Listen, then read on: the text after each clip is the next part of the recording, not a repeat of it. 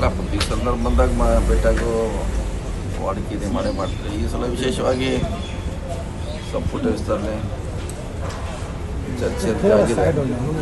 ನಮ್ಮ ಅಭಿಪ್ರಾಯ ಏನು ಹೇಳ್ಬೇಕು ಕೇಳಿದ್ದೀವಿ. ಮಿಕ್ಕಿದೆಲ್ಲ ಆಯ್ಕೆ ಮಾಡಿಬಿಟ್ಟಂಥ ವಿಚಾರ ನೋಡೋಣ, ಕಾಲು ನೋಡೋಣ. ಯಾವತ್ತು ಏನು ಗೊಂದಲ ಇರಲಿಲ್ಲ, ಗೊಂದಲ ಏನಿಲ್ಲ, ಆದಷ್ಟು ಬೇಗ ಮುಗಿಸ್ತಾರೆ.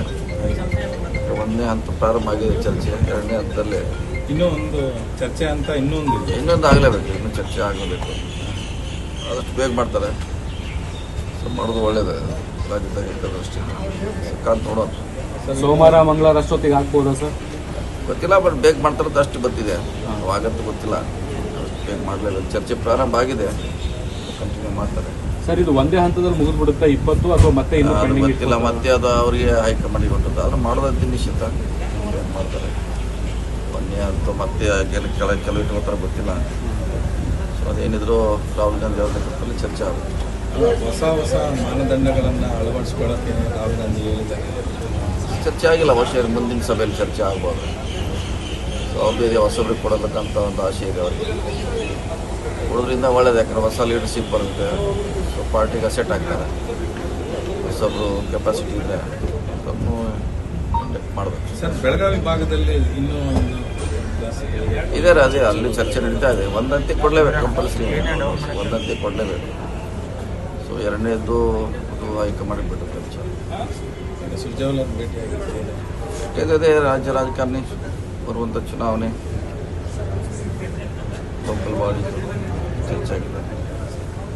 ಬೇರೆ ಸಂಘಟನೆ ವಿಚಾರ ಅದೇ ಮುಂದಿನ 28 ಹೊಸ ಅಧ್ಯಕ್ಷ ಬರ್ತಾರೆ. ಹೊಸ ಅಧ್ಯಕ್ಷ ತಮಗೆ ಬೇಕಂತ ಒಂದು ಟೀಮ್ ತಯಾರು ಮಾಡ್ತಾರೆ, ಅದು ವಾಡಿಕೆ.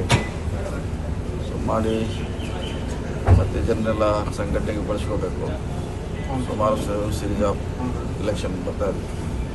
ಸೊ ಅದ್ರ ಬಗ್ಗೆ ಗಮನ ಕೊಟ್ಟಿದ್ದಾರೆ, ಮಾಡೋಣ, ಅವ್ರ ಜೊತೆ ನಾವು ಇರ್ತೀವಿ. ಮೊನ್ನೆ ಏನೋ ಸಿದ್ದರಾಮಯ್ಯ ಅವ್ರದ್ದು ಅಸಮಾಧಾನ ಭಿನ್ನಾಭಿಪ್ರಾಯ ಪದಗಳೆಲ್ಲ ಬಳಸಿದ್ರೆ ನಾವೇನು ಬಳಸಿಲ್ಲ, ಅವ್ರ ಹೆಸರಲ್ಲಿ ಹೇಳಿದ್ದೀನಿ. ನೀವು ಜಾಯಿಂಟ್ ಮಾಡಿ ನಾ ಏನು ಮಾಡಲ್ಲ, ನಂದೇನು ಸಹ ಇಲ್ಲ.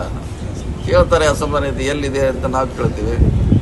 ಅದಕ್ಕೆ ಮುಂದೆ 2-3 ಉಟ್ಕೊಂಡ್ಬಿಟ್ರೆ ಎಡಕ್ಕೆ ಪಕ್ಕೆ ನನಗೆ ಜವಾಬ್ದಾರಲ್ಲ. ಪದೇ ಪದೇ ಅದೇ ಕೇಳ್ತಾರೆ, ನಾವಿಲ್ಲ ಅಂತ ಅದೇ ಹೇಳ್ತೀವಿ. ಹೇಳಿದ ಮ್ಯಾಗೆ ಅದು ಅಷ್ಟಕ್ಕೆ ಬಿಡೋಲ್ಲ ಅವರು. ಏನಾದ್ರು ಸೇರಿಸ್ಬಿಡ್ತಾರೆ. ಹೀಗಾಗಿ ಕೊಡಲಿದೆ, ಅವ್ರದ್ದು ಮಧ್ಯೆ ಪ್ರಶ್ನೆ ಇಲ್ಲ, ಏನು ಗೊಂದಲ ಇಲ್ಲ. ಮುಂಚೆನೇ ಹಂಗೆ ಇದ್ದು ಈಗ ಹಂಗೆ ಇರ್ತದೆ, ಪ್ರಶ್ನೆ ಇಲ್ಲ. ಸೊ ಈ ಮಧ್ಯೆ ಯಾರೋ ಹುಟ್ಕೊಂಡಿದ್ದಾರೆ ಹೊಸಬ್ರು.